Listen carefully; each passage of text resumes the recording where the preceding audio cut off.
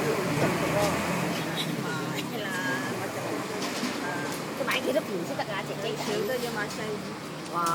幾多個咩嘅件你都買2件買啊！真係。有呢條啊？係。呢啲好耐冇食過喎，呢啲嘢嚟嘅真係。冇得食㗎啦，走咗好耐先揾到啊！我哋都。雞水真唔使食咁多喎。我㗎啦。哇！而家夠得啦。嚇！呢啲好耐冇食過咯，呢啲真係嚇。啲花生啊、芝麻啊。一個開得幾多件？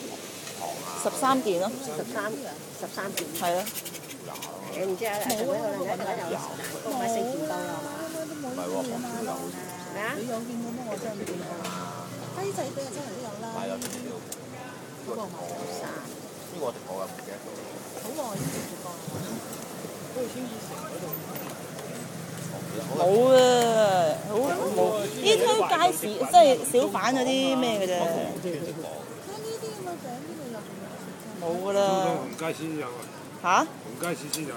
紅街市啊！紅街市有落㗎嘛？都唔知有冇有時冇開啊！失傳啊！呢啲真係。失傳。係啊。真係好耐都冇食過。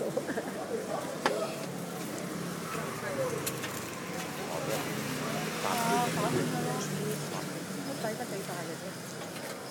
冇錯，都計得係快。咦？以前我哋打係啊，三角形嘅以前係。以前食3個人。一仔500蚊喎，13件。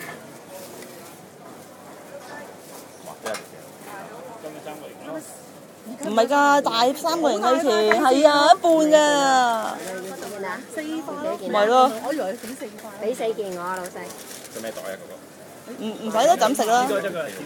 係啊，唔該。好。我食2啖就得，唔好再食一嚿啊！咪啲試下，回唔回味到以前嗰啲味道先？